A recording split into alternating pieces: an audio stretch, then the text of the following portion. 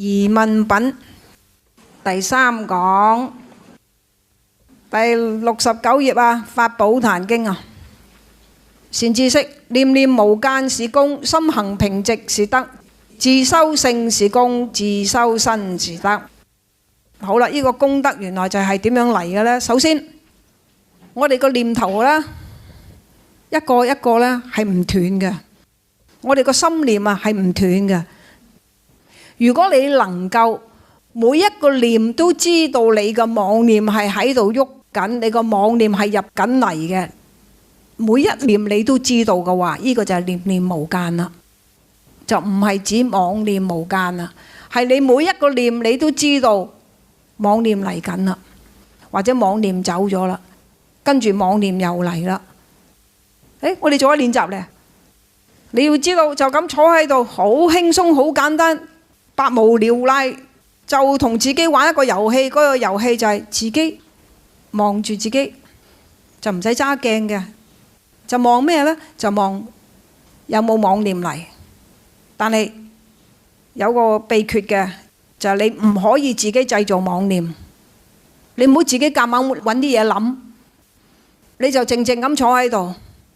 妄念有嚟嘅，你就有妄念嚟，但係唔好跟咗妄念走喎，又唔好壓抑妄念喎，係呢3樣嘢啫。第一，唔好製造妄念；第二，唔好跟咗妄念走；第三，唔好壓抑妄念。你就靜靜咁坐喺度，有妄念嚟你睇佢嚟，有妄念走你睇佢走。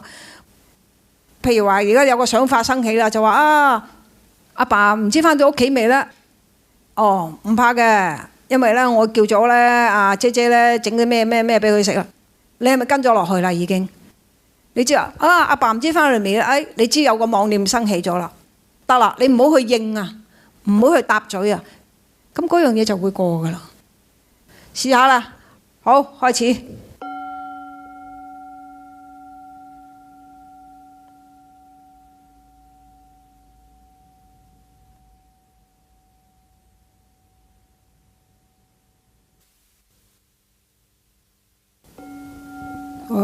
就係咁簡單，好快嘅。大家有冇睇到妄念生起啊？有嘅拍掌俾我聽。睇到妄念生起，但係冇跟到妄念走咗嘅，拍掌俾我聽。睇咗妄念生起，你走咗嘅，不過記得返嚟嘅，拍掌俾我聽。冇睇到妄念生起嘅，拍掌俾我聽。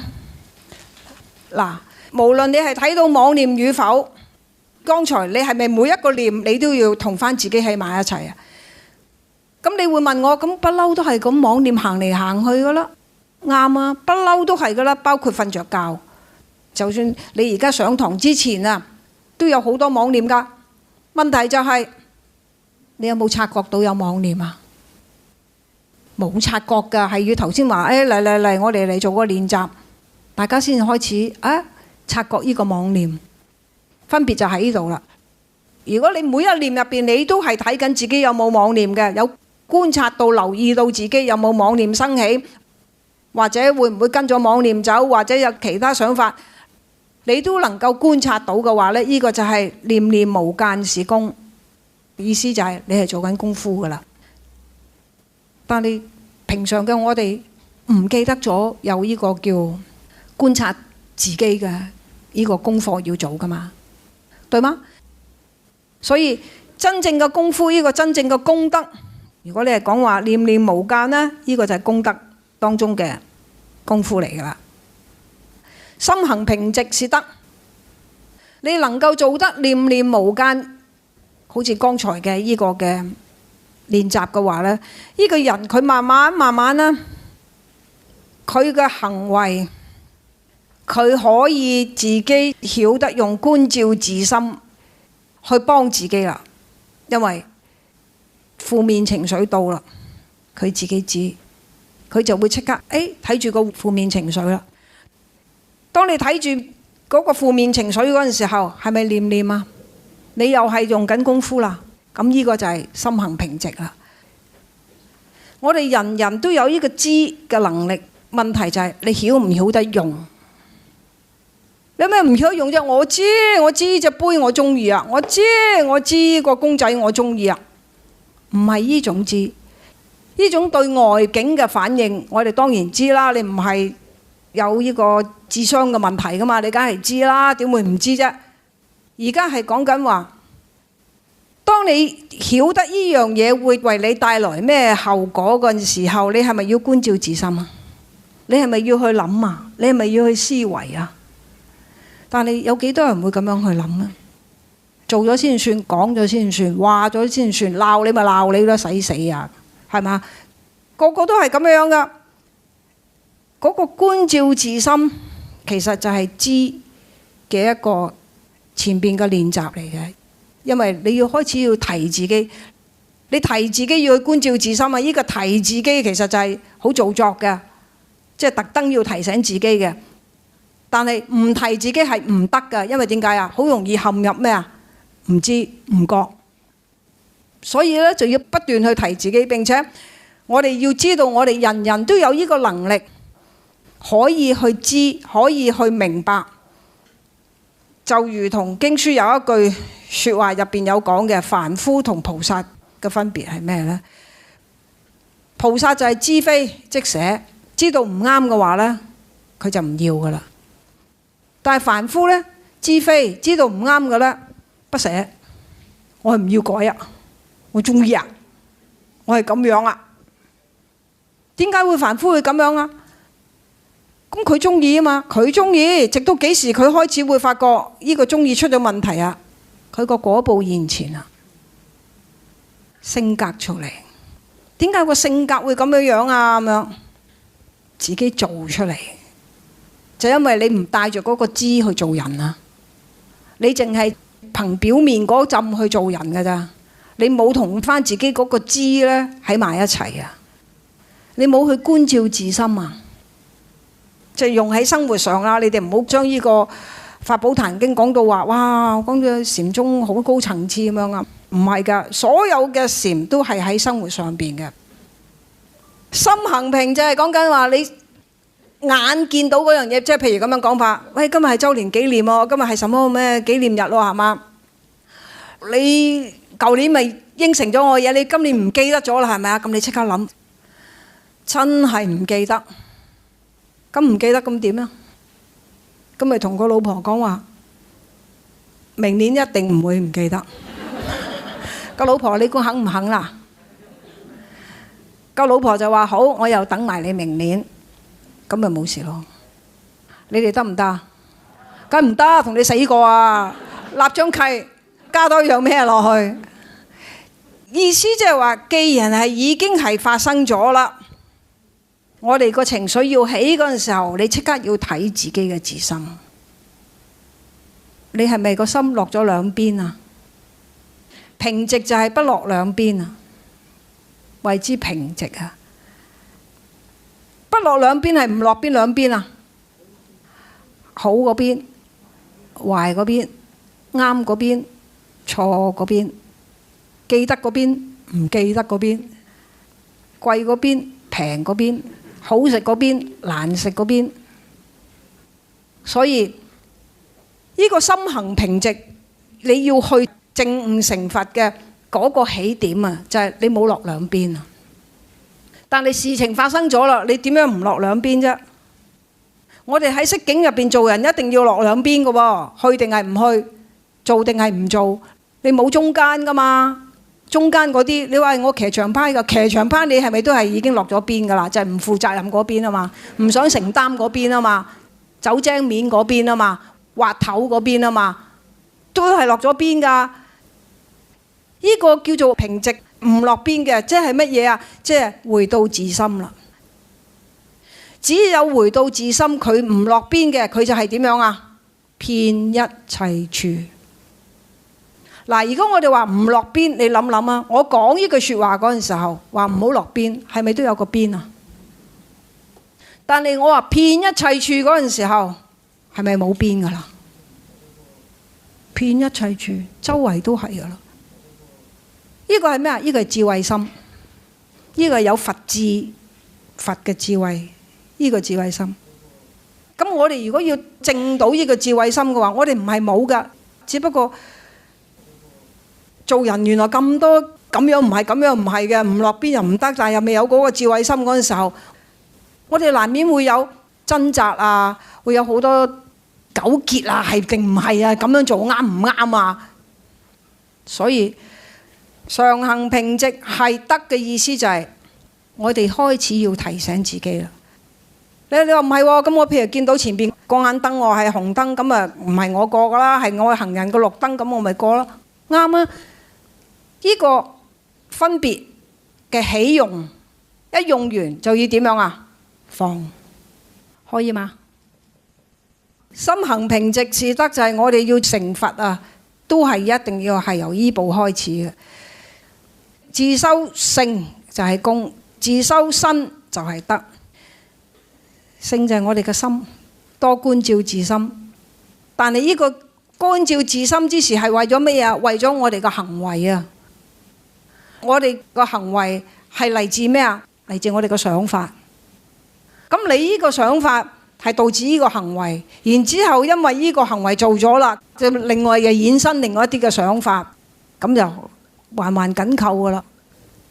所以簡單講啦，功德你係要由邊度開始修啊？由個心，你去觀照自心之下，然之後再要去睇你自己嘅，你即將要做到個決定，你自己就要咧好自去留意啦。下一句，善知識，功德須自性內見，不是布施供養之所求也。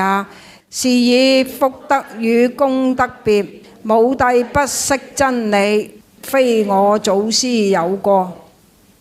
咁而家祖師呢，佢話功德須自性內見，呢個功德呢應該係由邊度開始啊？自心開始嘅。不是布施供養之所求也，唔係布施供養得到翻嚟嘅，俾我哋求到翻嚟嘅呢個功德，唔可以噶。布施供養呢，嗰個叫福德，就唔係功德。是以福德與功德嘅分別啦。梁武帝呢唔明呢個真理，所以佢當日問達摩祖師：我做咁多布施有冇功德啊？達摩祖師同佢講話：實無功德。個原因就係梁武帝佢係收緊福德，佢係收緊福報，佢唔係收緊功德。功德唔係喺布施嗰度開始嘅，喺邊度開始啊？喺自心開始嘅。好啦，刺史又問啦，呢個時候姓韋嘅呢位官員繼續問啦，佢話弟子常見僧俗念阿彌陀佛，願生西方，請和尚說得生彼否？願為破疑。佢我常常見到呢啲人呢念呢個叫阿彌陀佛喎，不管係出家僧眾或者係在家嘅居士們嚇，都話要念阿彌陀佛就願生西方。咁究竟係咪真係得㗎？咁樣祖師點講啊？使君善聽，慧能語說，世尊在舍衛城中說西方引化經文，分明去此不遠。若論上說理數，有108000，即身中十惡八邪，便是說遠。說遠為其下根，說近為其上智。呢度就係講啦。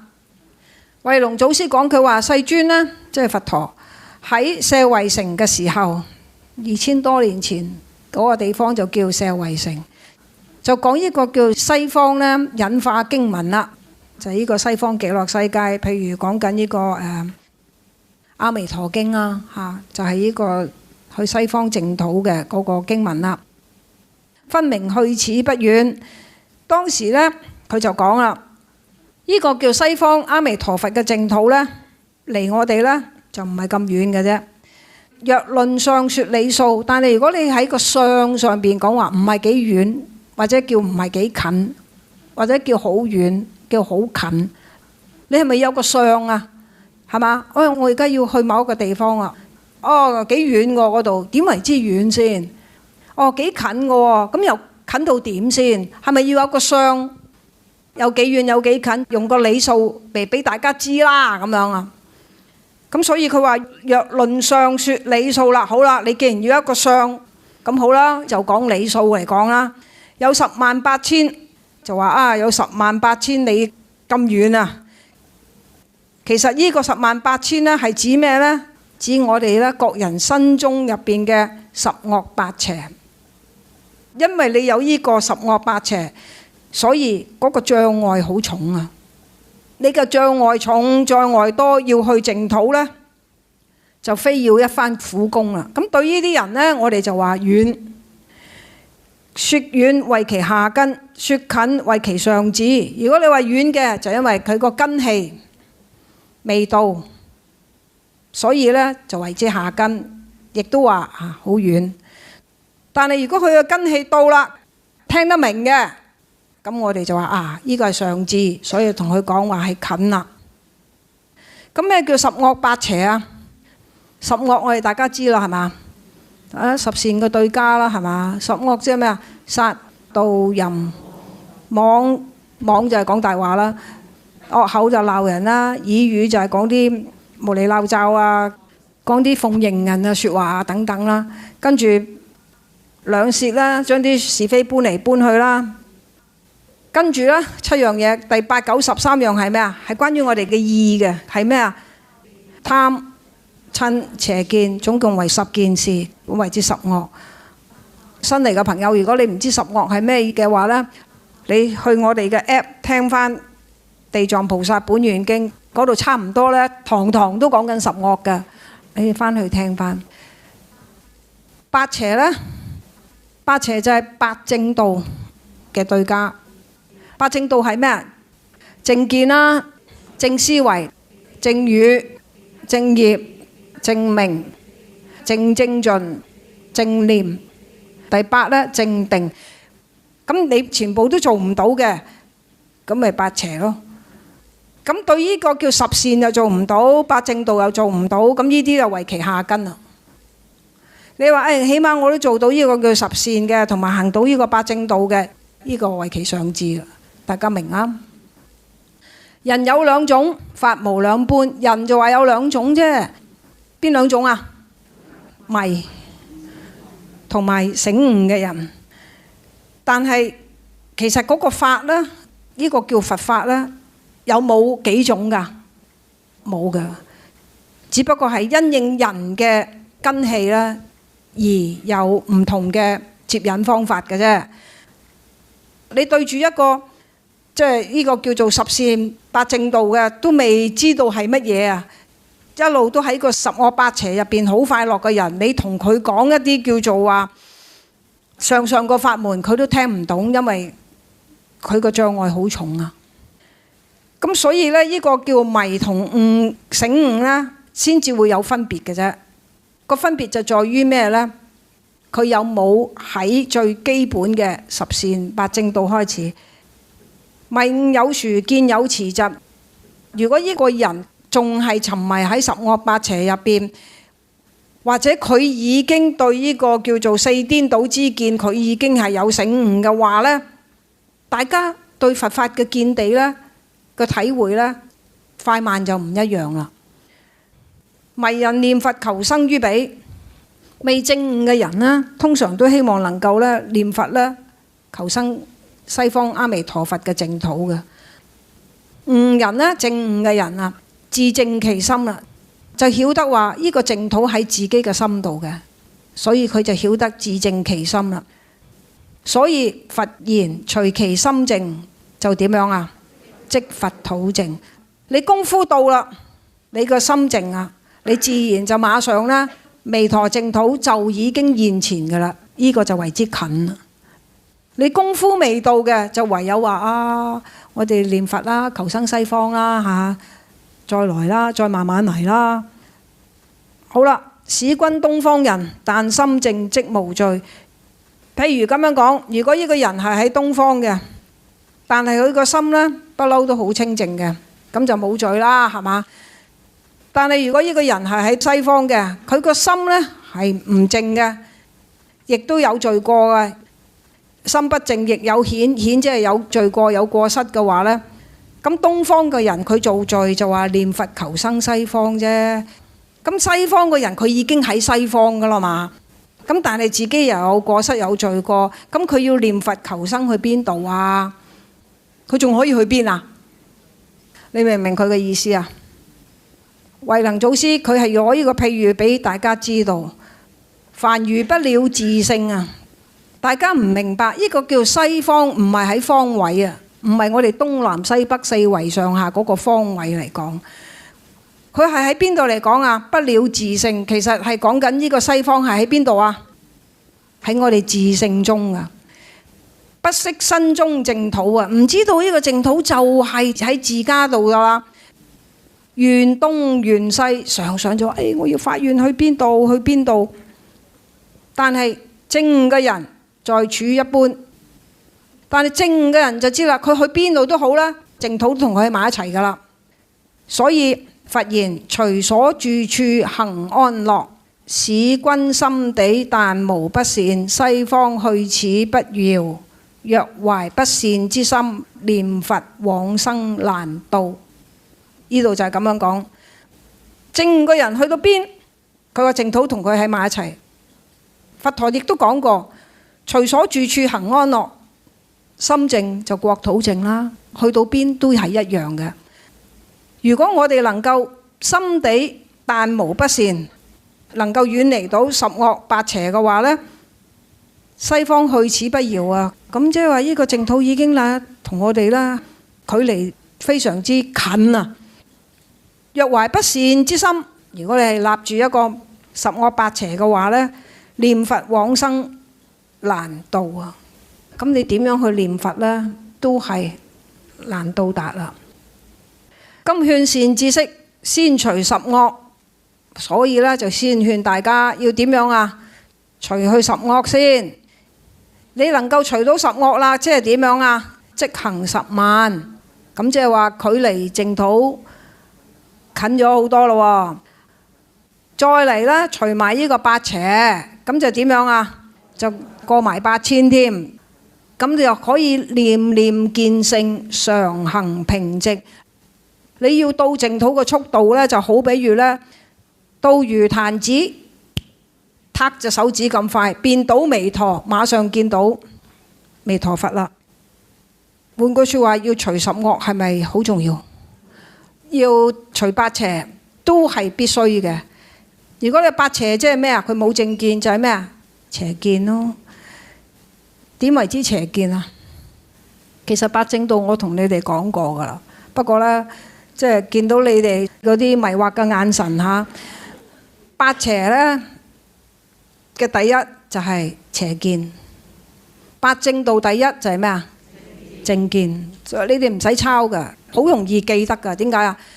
如果你呢個價值觀啊思維唔正確嘅話，後邊拉住出嚟嘅嗰盤數係咪全部都係你之前嘅嗰個思維想法同埋你個價值觀啊？係一樣嘅。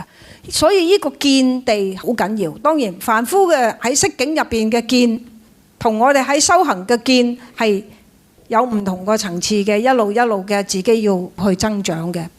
譬如咁樣講，未聽過佛法嘅，我哋就同佢講話價值觀。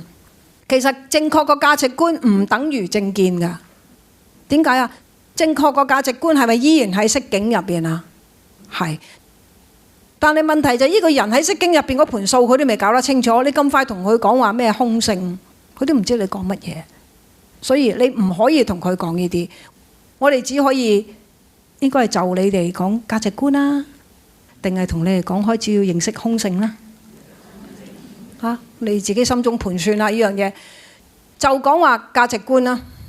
因為喺色境入邊嘅嗰個所謂嘅價值觀，我今日睇咗一條片啦，我覺得好有意思嘅，講莫斯科。我講起莫斯科呢3個字，你哋諗起乜嘢啊？好凍嘅個地方，仲有啦，嗰度啲建築物好多顏色嘅，好大嘅，好靚嘅。我哋知道就係得咁多啫嘛，係嘛？因為我哋陌生啊，所以莫斯科呢3個字帶俾我哋嘅概念就係咁多啦，個畫面就係咁多啦。咁所以嗰條片呢，會讓我會有感覺，係因為佢同我嗰個概念上面認識嘅莫斯科係俾咗一個唔一樣嘅睇法我。嗰條片就講緊呢，莫斯科原來啲人呢對啲流浪狗啊唔會嫌棄嘅。大家都知道莫斯科一個好凍嘅地方，到冬天好凍，所以啲流浪狗一到冬天呢就落晒去地鐵有暖氣嘅嗰啲車廂，啲狗凍呢就跳晒上個地鐵嗰啲凳度瞓㗎啦。咁啊，人返工放工都係坐個地鐵過，啲狗見到人又唔會走嘅喎。點解啊？狗見到人唔會走嘅原因係因為從來冇人打過佢，係嘛？佢哋繼續喺度瞓嘅。咁啲人冇位坐啦，好攰啦，就自己坐地下望住隻狗嘅啫。佢唔會趕嗰隻狗落地㗎。喂，嚟，走開，或者噓噓噓，冇㗎。但係佢哋唔會有人走去餵佢㗎，唔會㗎。佢哋知道係唔餵得㗎，餵咗就嗰度就好難處理啲清潔問題㗎啦。咁呢個係咪價值觀啊？因為莫斯科嗰人嘅價值觀就係狗應該係被愛護嘅，縱使佢係流浪嘅，我哋都應該係愛護佢嘅，係人類嘅朋友嚟嘅。大家都係咁凍啫嘛，大家都應該係共同去分享嗰個嘅車廂嘅空間同埋嗰個暖氣啊！呢個就係佢哋對流浪狗嘅睇法啦。呢個係咪價值觀啊？但係呢個價值觀入邊，始終係咪喺色境入邊啊？你係咪會為自己種下一個好嘅因啊？因為你有一個善嘅心，所以你得到嘅嗰個都係人天嘅福報啊！你係咪依然會喺個輪迴入邊啊？你唔會因為呢個價值觀而讓到你離開個輪迴嘅，唔會嘅，只會係繼續喺個輪迴入邊。只不過因為你有呢點善心，而讓你有呢個善因得到嗰個善果嘅福報啫。呢個就係叫價值觀。但係真正嗰個叫見呢，正見，呢個見呢唔係講緊價值觀㗎，係講緊由呢個正確價值觀基礎下，正確價值觀一定要有個基礎之下呢，再上一層，你就開始要建立呢個叫正見啦。如果你話正確價值觀都冇嘅，你同佢講正見呢，聽嗰個人會有障礙。點解啊？佢不嬲都覺得擺喺餐台上邊嘅係食物嚟㗎嘛，喺佢嚟講嚼咗先算㗎嘛。你突然間同佢講話護生，佢都唔知你講乜嘢。所以對呢啲人，你根本唔可以同佢講咁多，你只可以咪同佢講價值觀咯。但係八正道係講緊正見，呢個見係咩呢？人要離開四種顛倒嘅見啊！邊四種顛倒啊？常樂我淨。嗱，而家我講話常樂我淨，但係問題就係你哋喺生活當中有幾多人真係識得將無常套咗落去呢？因為你哋唔識用嗰個正見啊！有一個年輕人，佢同我講話，佢打坐常常呢都會腳麻啊、腳痹啊等等啊，但係有時坐得好舒服啊，咁好舒服之後，咁啊點啫？跟住就完咗啦，要夠鐘返工啦。咁啊返工之後又咪要對返公司嗰啲人啊事啊咁樣。咁啊打坐係打坐嘅舒服，返工係返工嘅嗰種嘅糾結，咁兩樣嘢佢覺得冇咩直接嘅關係嘅。咁究竟呢啲打坐呢啲所謂嘅修行係搞乜嘢呢？你哋有冇呢個問題啊？有冇覺得經文講嘅講嗰陣時聽得明啊？但係事情發生啦就一塌糊塗啦？有冇啊？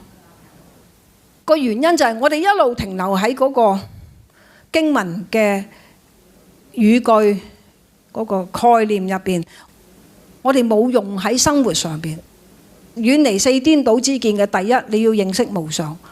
我知我自己咩無常啦，你唔知。點解咁講啊？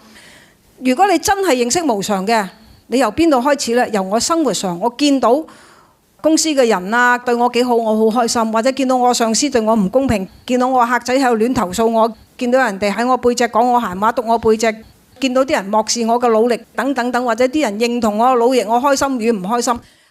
喺呢啲嘅過程入邊，係咪生命入邊喺度發生啊？日日都喺度發生嘅呢啲事。好啦，你睇到你嘅心念個晃動，因應住色境入邊嘅認同、獎品、榮譽，我哋就開心；或者色境入邊發生令我覺得有挫敗感覺，我就唔開心。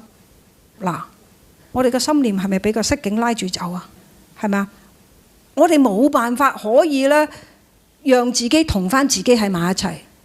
我哋一日到黑就俾啲陌生人拉住我哋走。嗰個可以係個客人，可以係個管理員，可以係唔知邊個，或者嗰個可以係我哋好親近嘅人，諸如此類。但係我哋冇辦法同翻自己一齊。好啦，釋經入邊冇嘢發生，咁我哋點樣攞部手機出嚟碌咯？個原因就係我哋喺成個嘅過程入邊，我哋冇透過釋經入邊發生嘅事情而睇到自己心念嘅生滅。我哋睇唔到我哋嘅心念啊！